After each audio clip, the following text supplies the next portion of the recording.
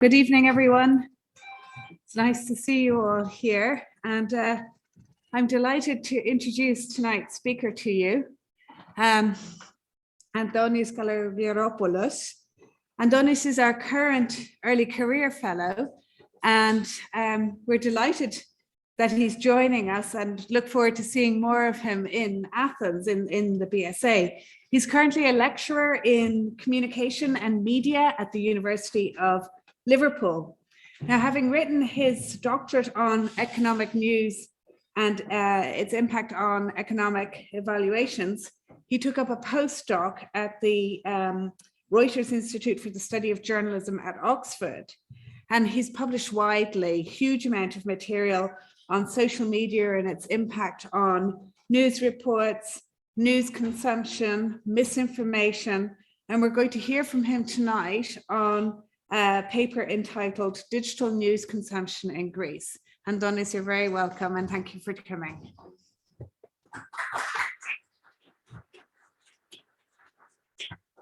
Thank you very much for the introduction and the invitation.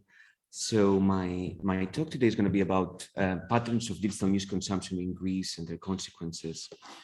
So most of my research these days is about the move from this environment where news consumption usually took place via TV, which was for decades the predominant mode of getting news in most, at least Western countries in the world, to this environment where most news consumption now is digital, but not just that, it's also happening through mobile devices and via digital intermediaries like social media and search engines.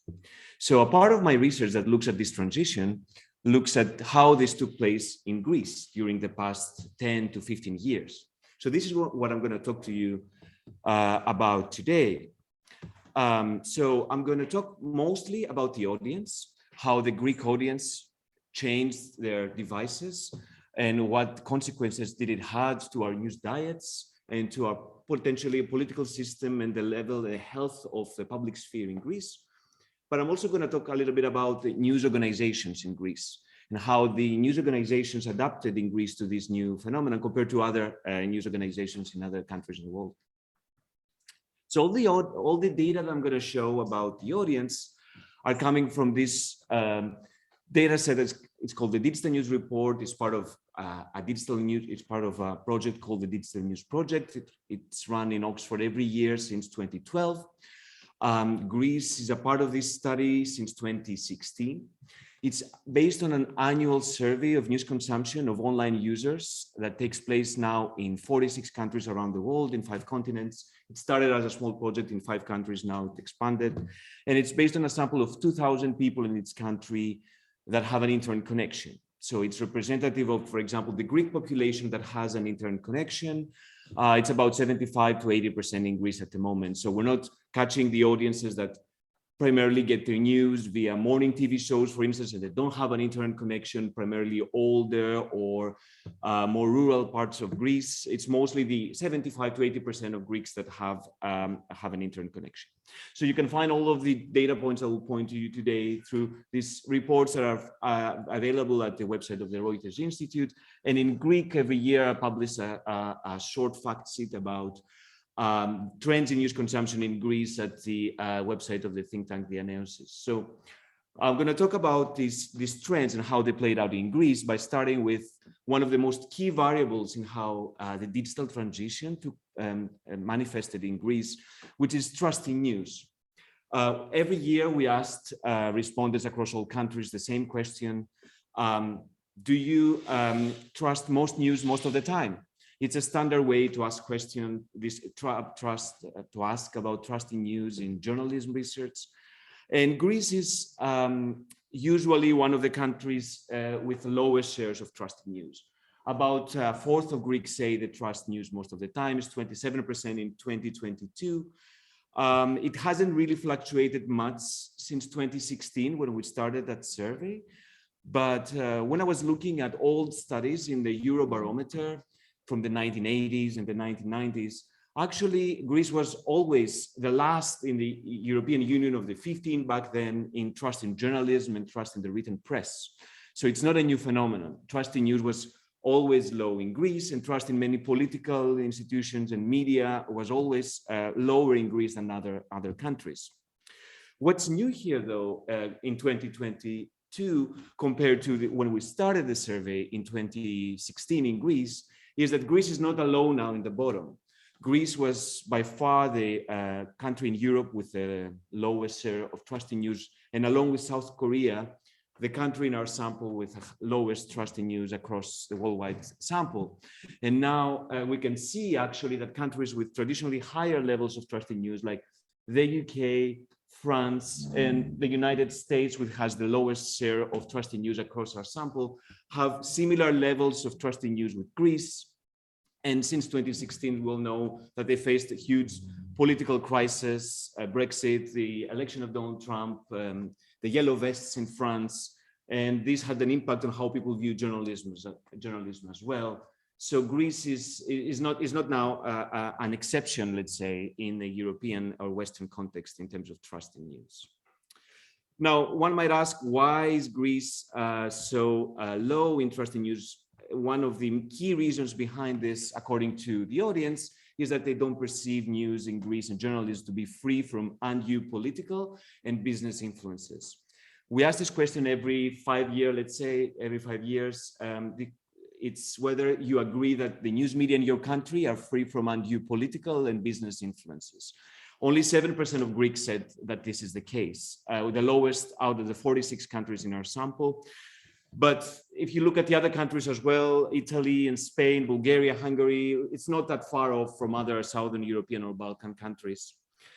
And also, if we look at the top, the most trusting countries in our sample, we can see that even in the Nordics, in the Netherlands, in Germany, there's not a single country where a clear majority thinks that the news media in their country are free from these undue influences. But of course, in Greece, this share is higher. Greeks are very cynical when it comes to their perceptions of undue influences from politicians, governments, or business people. Now, when we talk about the digital transition and how it happened, it's important to think not only that Greeks have very cynical views about journalism per se, is that they don't also distinguish really between different news brands. And this has affected how we consume news in Greece online. We ask every year how much Greeks place trust in different news brands that are popular. And this is a number of different brands that range from legacy broadcasters, public service broadcaster over there, portals, right-leaning newspapers, left-leaning newspapers. And what's striking in this is not the individual differences between the brands, but it's that from a scale from 0, I don't trust it at all, to 10, I trust it a lot. People don't really, on average, distinguish a lot between these brands. And these brands are very different from each other in the way they produce news, in the way they cover news, in their style, in how, whether they are legacy or digital born. Greeks are not really using trust as a cue to navigate this complex digital media environment. And if I could show you Britain, you could see very different results.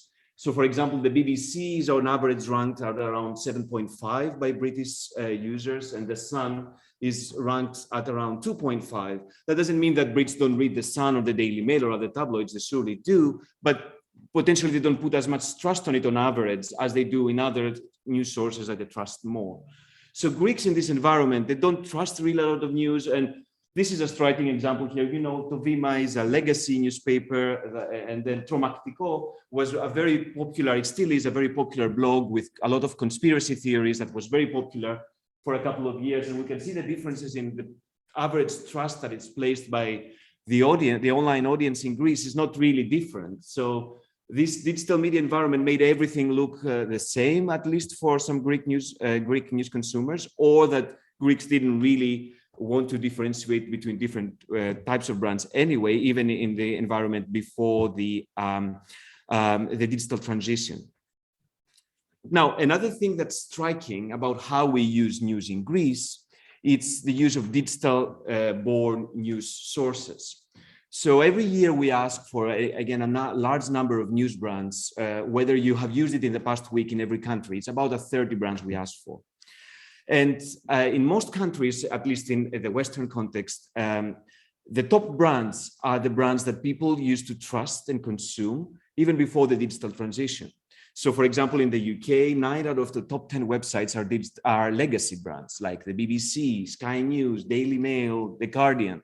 Only 1 out of the top 10 websites in the UK are digital born.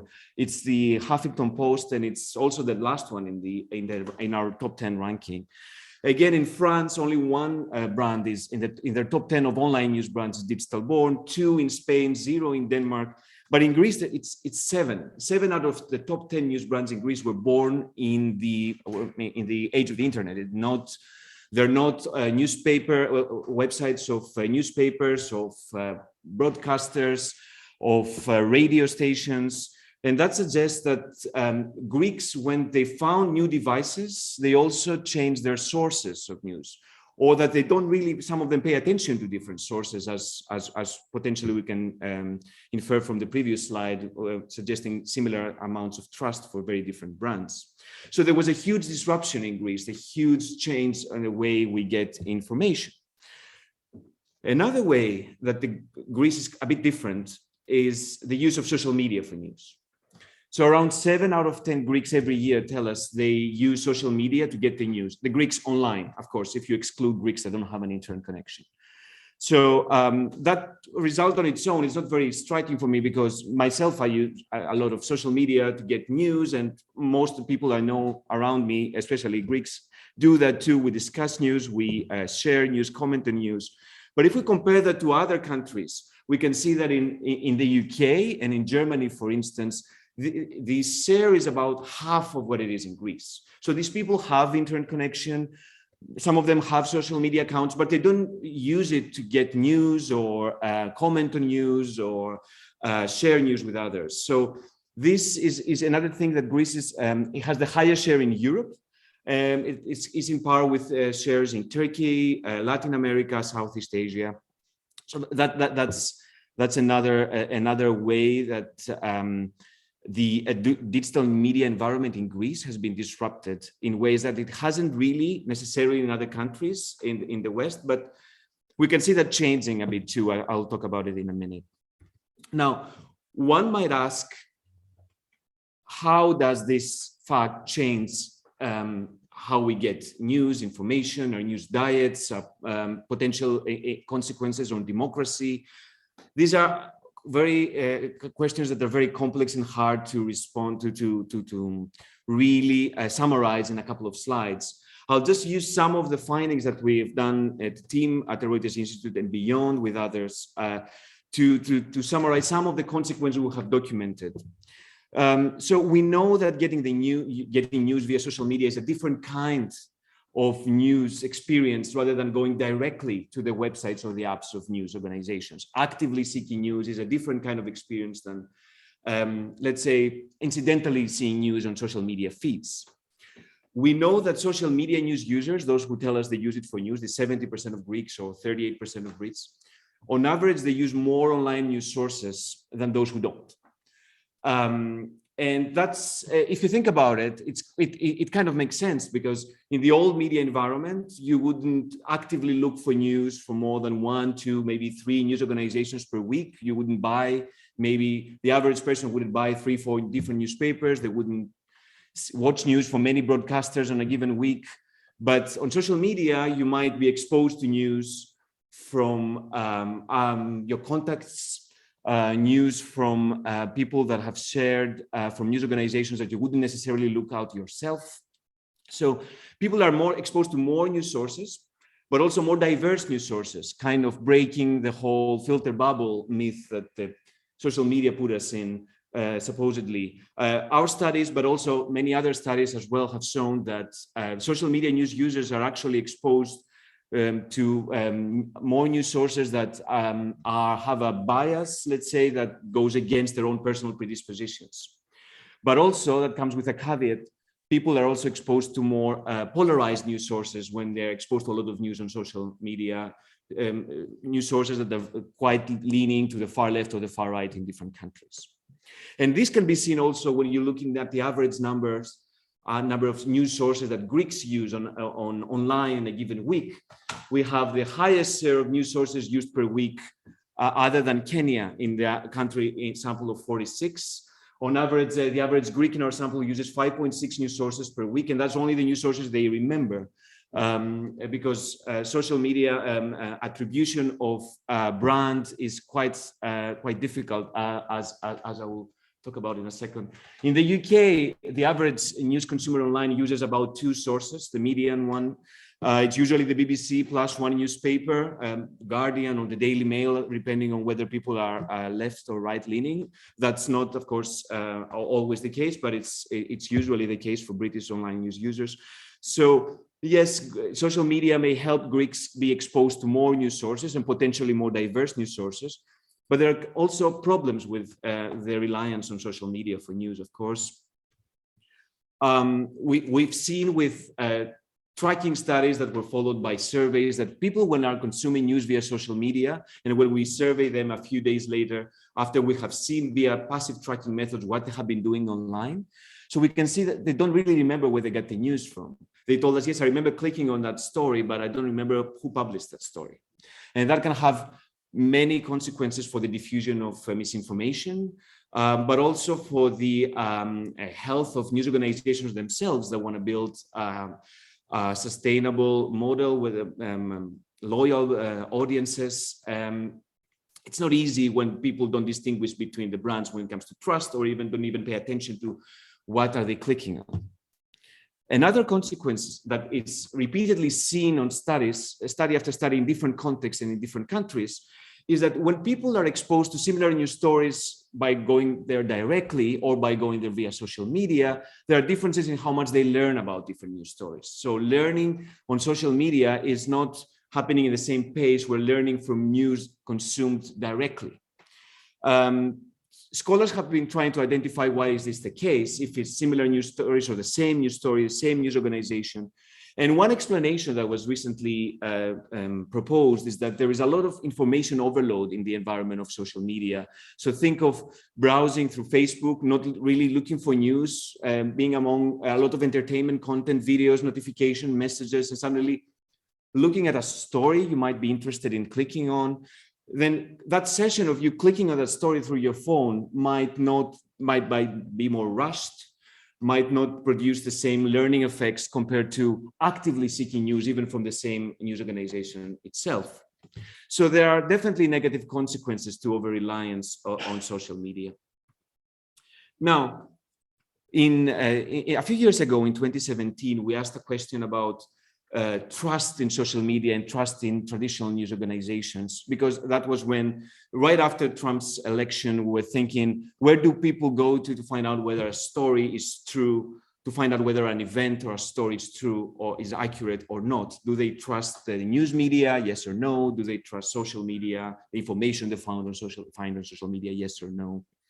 And as you can see here, almost in all countries that we asked this question, you can see in the dark blue bar here, more people trusted the news media than the social media to find out whether a story is actually true.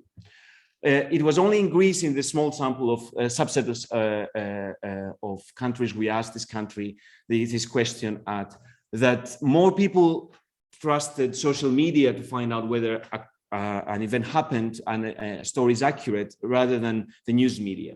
Again, though it's a minority, it's only 28% of online users in Greece. It's not a majority, but it's a larger minority than the minority who says they trust the news media to find out whether a story is true or not.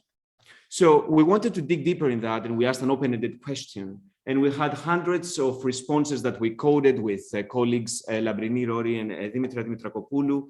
And we looked at the responses of those who said they don't trust the news media, and those who say they trust social media for accuracy to find out whether a story is accurate or not. So those who said they don't trust the news media, everyone talked about corruption. The news media cannot trust them, they're corrupt, they're hiding news stories, business, political influences are intertwined, I cannot trust them. And nobody mentioned a single news organization. They were not pointing out one that they specifically trust or do not trust, or specific journalists that they don't like or that they like. It was a very generalized sense of mistrust. When we asked this question in the UK, in Ireland, in other countries, we saw a lot of people having similar reactions, talking about corruption for those who don't trust the news media. But there were also a lot of people suggesting that actually, I don't think that the journalists are bad faith actors. It's just that the quality of journalism is not high in my country overall. We didn't really see that response in Greece. Very few people actually spoke about low levels of quality journalism. Everyone had their corruption and lack of faith in journalism doing the right thing and not hiding stories according to their personal, financial, or owners' interests. Now, when we asked this 28%, why do you trust social media? Almost everyone talked about the voice of the people. They found the comments underneath news stories as a way for them to fact check what journalists have been saying. So in a way, if political scientists will allow me to draw this parallel, it's like people who trust really social media, they found this like a populist approach, like the voice of the people. People will give me a true answer to what the elite, the media elite in that case, is saying that I don't trust. A failed media elite is being corrected by the voice of the people, people that talk in the comments and can tell me what's true and what's not true. So this portrays quite a cynical picture, not just for news organizations in Greece, but also for the diffusion of, or potential diffusion of disinformation, as we saw, for instance, in the pandemic and the discourses on social media in Greece, but also in other countries as well.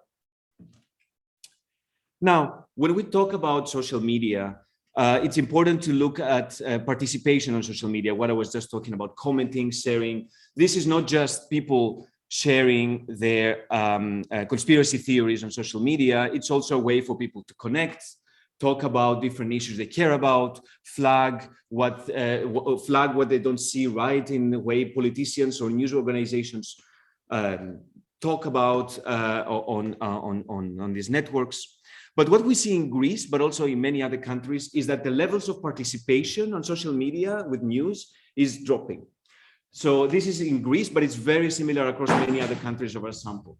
So the blue line is the percentage that shares news on social media, that fell from 40% to 27% in just a few years. And the percentage of those who comment on news stories fell from 33% to 23%.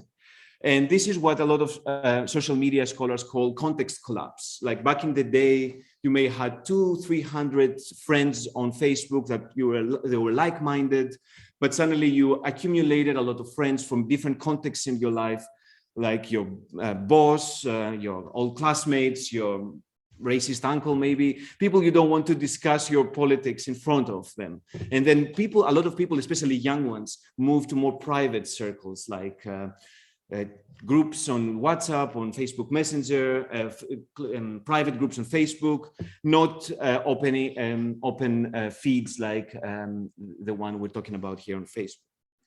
So a question then is, what is this 23% that on Greek Facebook, on Greek other social media, Twitter, Facebook, Instagram, they like to comment underneath news stories?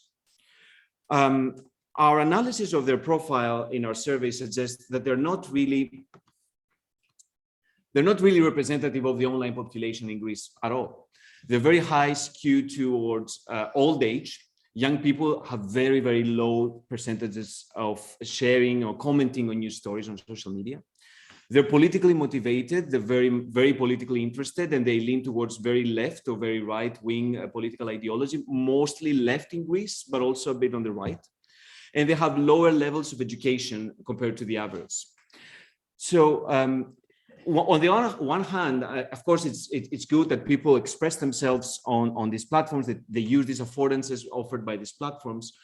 On the other hand, though, the other 70% of Greeks who like to get their news via social media and Facebook read these comments. When we asked a couple of questions about why do you use social media for news, many people said in Greece and in other countries, I like to read the comments underneath the news stories. But people think that these comments underneath a news story are representative of a public opinion, let's say. That's not necessarily the case. And what's even more problematic is that many times journalists also think that they can read comments or reactions on social media and they can portray what the public opinion thinks about a specific topic. You've probably seen stories like that, not just in Greek journalists, but here's what Twitter thought about a specific topic. Here's how Facebook users reacted to this event. Well, these are not really representative of the online population at all, but in many ways, they can set the agenda, even in newsrooms as well, about how we talk about an issue, what do people think about an issue.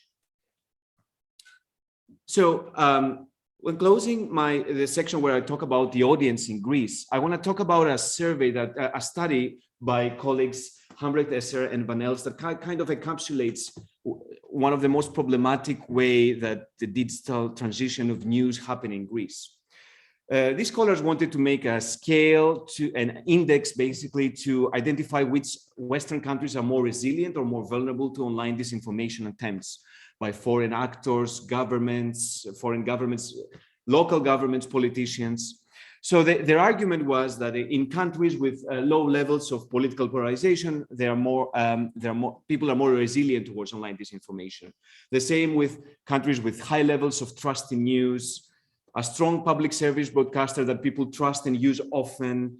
Countries that have low levels of populism are more difficult to penetrate with online disinformation, but also countries with low levels of reliance on social media for news are less likely to be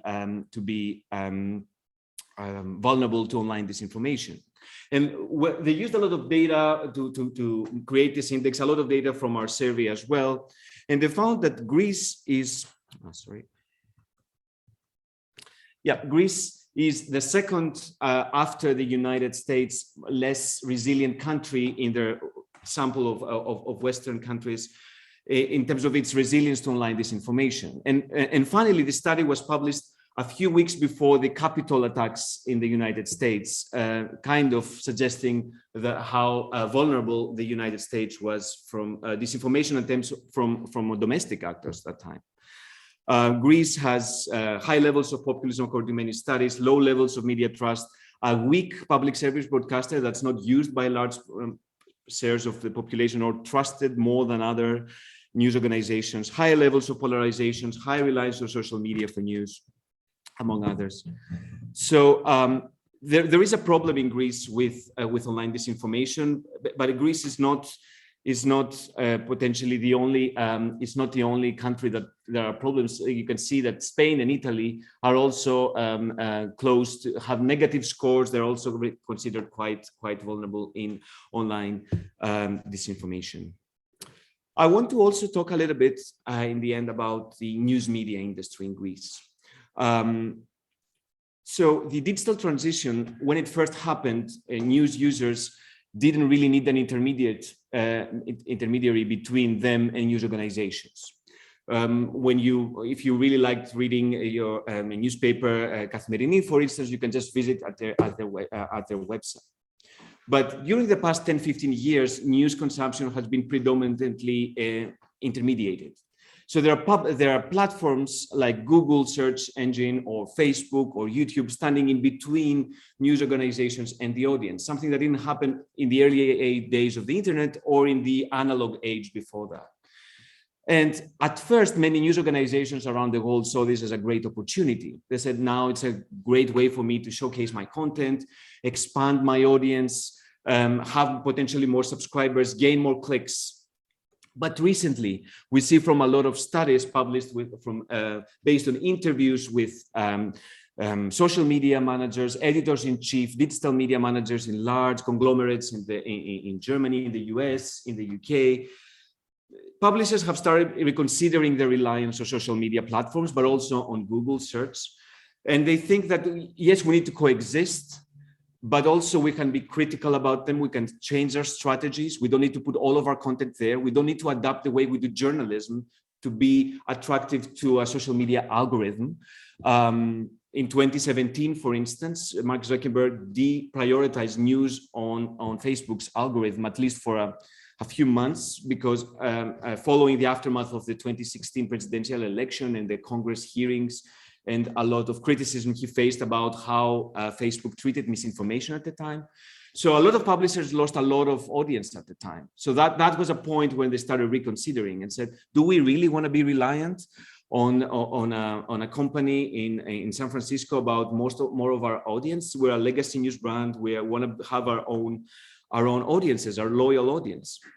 So me and my colleague Labrini Papadopoulou from the University of Athens, we interviewed digital media managers and editors-in-chief of a number of Greek news organizations, because we were thinking, what's this relationship looking like in a country where it's very disrupted and a lot of people actually are reliant on social media for news? Do publishers here have this freedom to be more critical, to show, to change their strategy towards more, let's say, direct communication with the audience rather than relying on social media? And we found that Greek news publishers mostly lacked any critical consideration towards platforms. They talked about social media as if it's a great asset, a voice of the people, a way to showcase our identity, a powerful community, which is the case in many ways, but none of their discourses about their relationship with intermediaries really was critical about them putting all the content there. And they were talking a lot about how they adjust their content to be very attractive for the algorithm, or what they think the algorithm does, because nobody really knows how the algorithm operates. And these are discourses that you would hear many years ago from many Anglo-Saxon or German or Northern European news organizations. Of course, Greek news organizations don't have the same power that they have. For instance, Murdoch's news organizations are in a big fight with Facebook about and they have a lot of arguments about potential pay from these platforms going back to news organizations and journalists for the content they create for Facebook. And of course, we didn't expect Greek news media to have the power that Murdoch conglomerate has. But it was really striking to see how digital media managers of Greek news organizations were talking as if they were being held hostages by Facebook. They were talking about the misinformation policy of Facebook, suggesting that if one fact checker, we have two approved fact checkers in Greece by Facebook. If one of them thinks that you publish a story that's labeled misinformation, then you would get a ban that you would be able potentially to post for weeks on Facebook. And the way the Greek news organizations talked with, they were terrified about this policy. They showed that they were really not critical about this relationship that is very asymmetrical, and it's very the Greek news organizations don't even want to try have any agency in this relationship. Summing up, if I could summarize the patterns of digital news in Greece and how this transition took place, Greece has very low levels of trust in news. That's not a new thing, and Greece is not the only one in this in having low levels of trust nowadays. But high perceptions of corruption are very central towards how Greeks think about news, but also how the Greek digital transition manifested during the past, let's say, 15 years. We have very heavy levels of digital disruption and fragmentation of attention in many news sources that people maybe don't even remember. They cannot really differentiate between them. And this is partly because people saw the traditional news media as carrying a lot of baggage. The digital transition in Greece happened during a time, right, for large parts of Greeks, during a time of financial crisis that really made Greeks lose even more trust towards political institutions and journalism itself. That led to a large minority of people to not just use social media for news, but to rely it as a main source or even trust it more than news organizations themselves. And as a result, Greece is a country that's quite vulnerable now to online mis and disinformation. On top of that, Greek news organizations are not critical towards platforms. They base their strategy on these platforms with potential risks about their sustainability. Greeks also don't pay a lot for news online. Greeks use ad blockers in very high shares compared to other countries in our sample. suggesting there's not really space for revenue to have independent, sustainable journalism, and that can, over reliance on platforms, lack of pay, lack of digital subscriptions, can mean that we have more and more this vicious circle of weak news organizations, more and more depending on owners, Greek news consumers feeling more critical and cynical towards them, and it's a relationship that I don't see changing soon, especially from the news organization side. So to sum up, to end my talk today, I want to make two remarks about the digital transition and how it took place in Greece. The first is that I was probably very negative when talking about how this transition took place and what is this new environment looking like.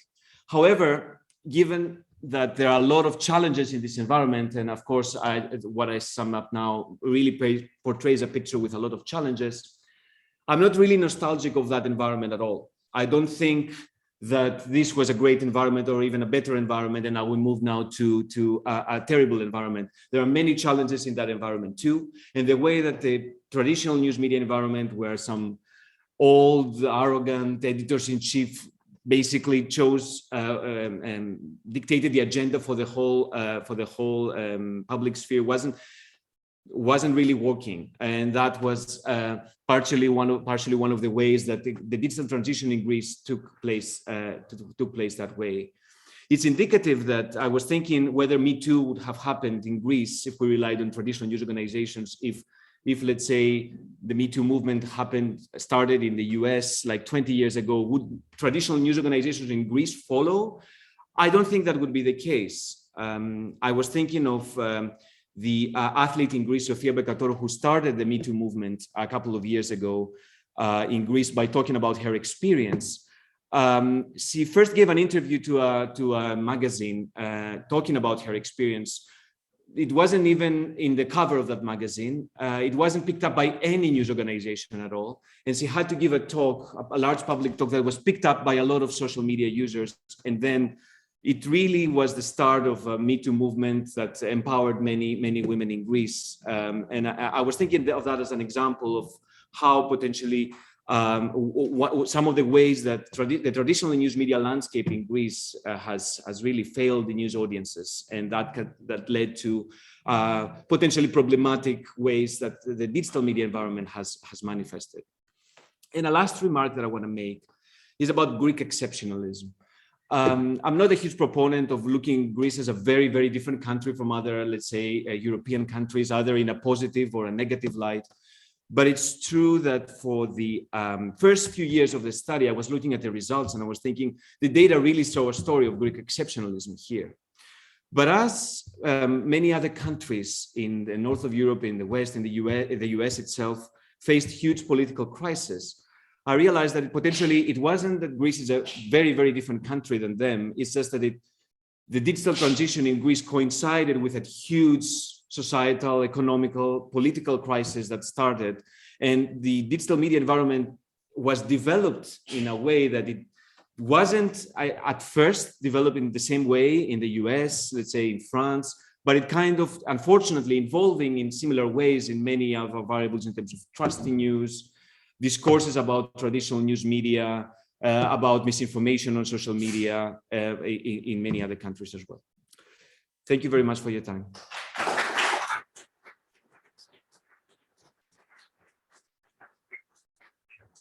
Thank you very much, Adonis. That was fantastic. And the other day, I had our parent-teacher meetings with my two young boys, and both of them remarked on how very knowledgeable they were about contemporary world issues and politics. And they said, you must have really good conversations. And I went, no, they get it all on TikTok.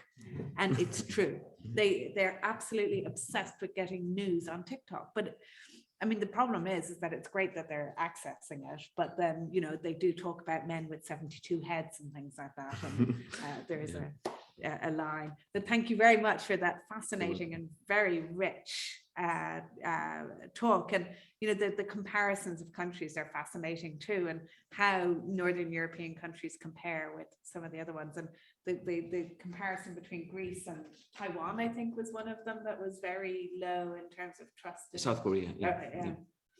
Are there questions from the audience? And I think if there are people who would like to ask questions online, you could put a question in the Q&A, and Rachel will read them out as well. So any questions from our audience here?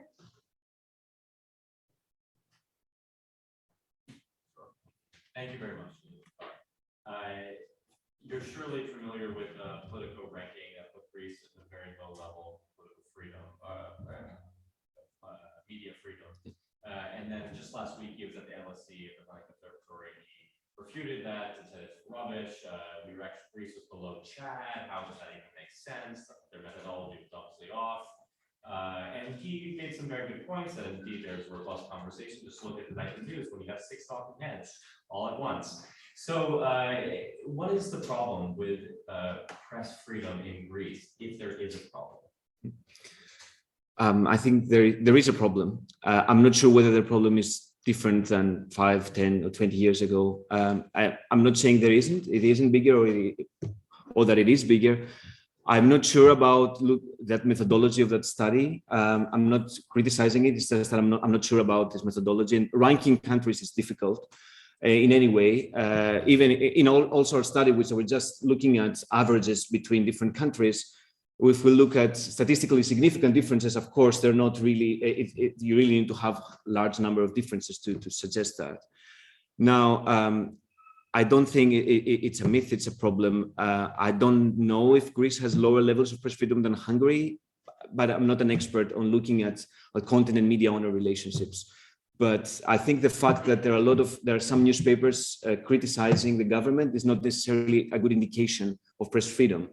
Of course, nobody suggested that Greece is as authoritarian as countries where you're not allowed to have any negative opinions towards the government, but that's not necessarily an indication on its own.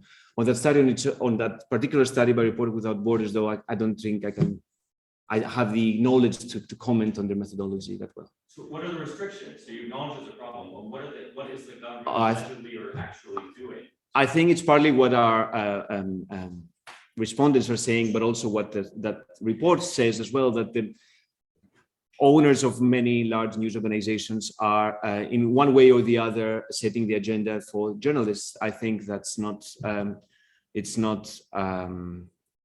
don't think it's a secret in Greece that this takes place in many news organizations. I'm not that cynical suggesting it takes place across all news organizations, but I think that was the case also 30 years ago, 5 years ago, 20 years ago, to extent to which it's more restricted now or less. I haven't done any research with journalists or looked at this relationship myself, so I can tell you what's the direction of that relationship. But there is a problem. Do you have any data to compare what was going on, say, in the late 90s and early 2000s, when life here had a very positive glow about it, and pre-Olympics, pre-2008? It's interesting because I was looking at this Eurobarometer data. I was thinking exactly that, like how was these relationships, trust in news before the start of, let's say, digitalization or the financial crisis. We were still the lowest country across the EU at the time in trust in news, trust in journalism, trust in written press. The 80s and the 90s were the particular lowest dip was in the late 80s, where there was a big scandal where a lot of tabloid sensational journalists played a huge part in that as well. So it also is related not just to owner relationships, especially back then, but it's to potentially perceived lack of quality for many news organizations. But now, as I said earlier in my talk, almost no responded that said they don't trust news, said they don't trust it because of low quality. It's not that quality is not necessarily a problem. It's not that it's not at the top of people's minds when they think about the lack of trust in news.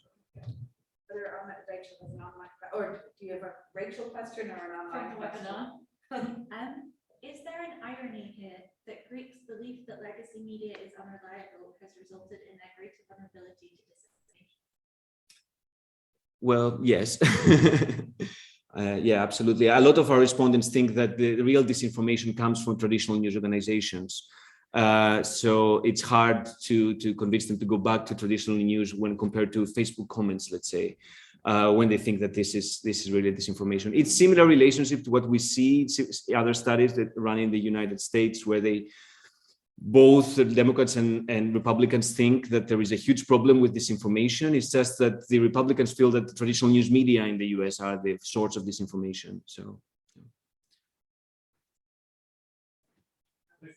You raised a couple of times this idea that the quality level from the traditional news organizations might be lower than, I guess, perhaps some other European countries. Have you others done any studies to try and measure whether that's actually true? Is it just a perception, or is it actually also a reality? Well, I think I didn't make this argument because I don't know. Our respondents feel more cynical towards the traditional legacy news outlets compared to, let's say, Brits, for instance. Absolutely. Not that in Britain there's not a lot of big wave of mistrust towards news media, but in Greece, people are more cynical. I don't think there's an easy way to measure quality. It's so subjective and it's so hard to compare to different countries, to different news organizations, different languages. So I don't think I would have an answer to that. But definitely Greek news organizations have less resources to do the kind of investigative reporting that takes place in the Guardian, the BBC, for sure. And actually, I'm not sorry to keep dominating this, but so to what extent, if you pay a subscription to read your news, does that make a difference to? I mean, I'm struck by what you were saying. You know, if you're picking up news flashes on Facebook or on other media in some way, you know, the icon comes up, that you're just flipping through it really quickly and you're not really taking it in. But if you invest in it, if you choose to read the Guardian, that's what you're saying, that people are more attentive and more trusting in it. It's not more about it's not just about it's about paying. It's also about choosing to have a session where you would be exposed to news. So thinking, okay, let's see what happened in the world today. I'm going to the app of the Guardian, regardless of whether it's free like the Guardian or a paid subscription like the FT, for instance. In Greece, a lot of the news consumption sessions are, let's say, because we're more reliant on social media, I assume they're more casual. You happen to see news on social media when you're there for other purposes, and you say, "Oh, that's interesting. I might click on it," and that can bring a more casual experience that could potentially bring less learning from what you read. If we connect the other studies about cognitive effects of social media. So. I mean, I fear for our future, given the way my children interact with social media and pick up their news, that we're all done for if you're relying on the next generation of kids to be looking after us in the future. Are there any questions here in the audience? Go ahead. Yes, thank you. So I was actually like this. My question ties very well to what you just said. Because I was thinking about the business circle that you mentioned concerning how news media organizations are dependent on online platforms for their advertising revenues, but also like increase we have low levels of trust, which makes them more vulnerable to capture by passive interests, especially here. So thinking of if you ask the respondents of the survey. About whether they would pay for the news, or if you ask publishers, or if you have the data on that, whether they would consider sort of diversifying their revenue sources, say by adopting like subscription models. Yeah. And just another like small addition to that, because the discussion concerning the dependence of platforms is a global one, and there have been many voices like Peter Fricker, for instance, saying that. We have to sort of strengthen public spending, public media, to create trust about that would sort of disperse funding to news media organizations, but that didn't go well in Greece. Like there's an example of the how should I put that, like Lista Pezza. So yeah, what did your thoughts on that? On your first question, we asked a couple of years ago, or 3 years ago, likelihood of paying for news in the future. Greece is one of the lowest countries in Europe in that. That doesn't mean necessarily, though, that what you say in a survey I don't think I'm likely to pay for news. Maybe in 5 years or 2 years, you will be if you find a news organization that you find it's really interesting and it's worth supporting.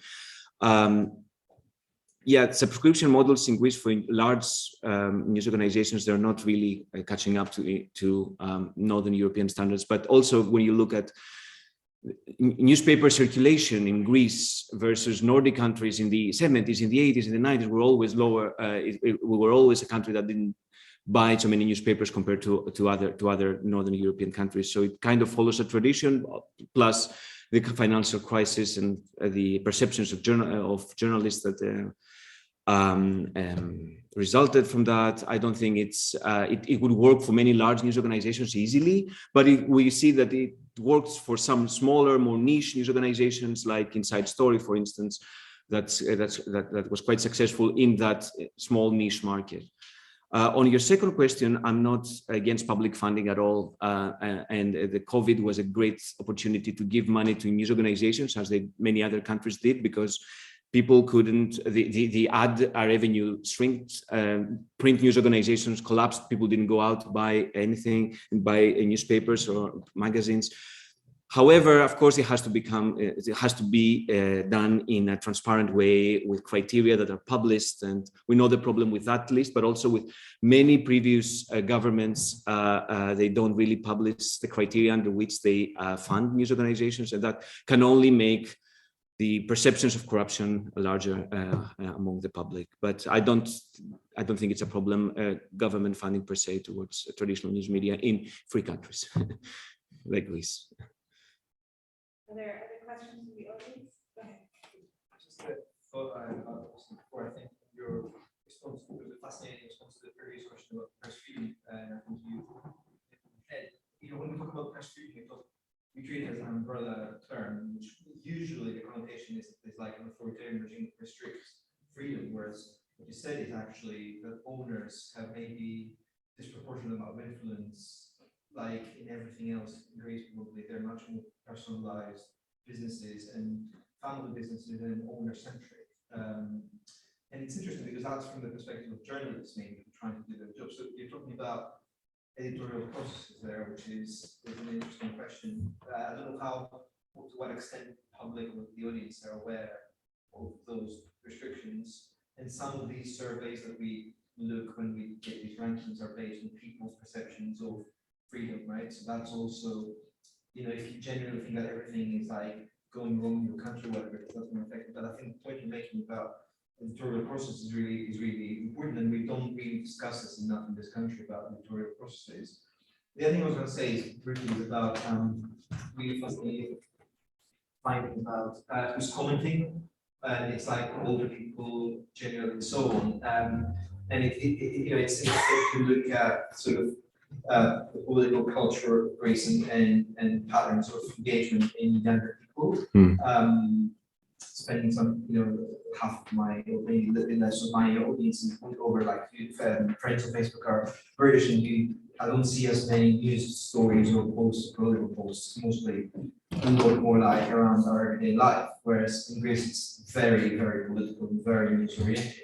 But that's an extension of what we talk about generally, I think, right? And so it is actually reflects a broader political cultural sort of pattern. But the question is, are younger people more less political, or are they just not doing it in the way that older people are doing it? Makes sense. On your first point, yes, we don't talk a lot about editorial processes in Greece, and the audience, as you mentioned in the stat surveys, when we ask them about trusting news and also focus groups and interviews, they never really make a distinction between journalists and owners or editors in chief. It's all a corrupt elite in that news organization that they're part of a financial interest or political interest. They don't make these distinctions at all. On your second point, I mean, it's true that Greek young people, we see that in many opinion polls, they vote in smaller shares than older people. But this is not just about political participation per se. It's also, I think, about the environment, the architecture, I think, allows people who are more confident and entitled to voice their opinion and their comments. The affordances of the platforms allow people, when they comment on a story, for example, to be seen by all of their network. And I think that in many countries, not just Greece, young people are intimidated by that in a way that older people are not. Potentially, they might not be not aware of these consequences of maybe digital literacy skills. I'm not sure what is exactly the reason behind this, but I would say it's not just about lower levels of political interest, which is true historically, lower levels among young towards old compared to old. But I think it also has to do something with the platforms, because I think 10, 15 years ago, we saw a lot of young people talking about politics on these platforms, not just in Greece. And suddenly it kind of stopped in many countries. I don't have an easy answer to this or data to back this up, but my hunch is more about the platforms themselves. We probably have time for one more question before we let Lotus have a glass of wine. Or if you're kind, you could let him have a glass of wine now. I think we can quiz him fiercely over a glass of wine. I don't have any settle for that. Thank you very much. Thank you for the invitation.